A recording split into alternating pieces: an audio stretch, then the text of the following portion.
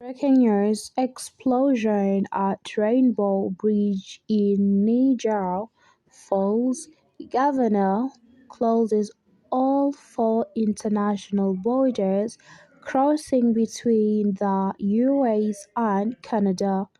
Explosion at Rainbow Bridge in Niagara Falls. Governor closes all the four international borders closing between the US and Canada.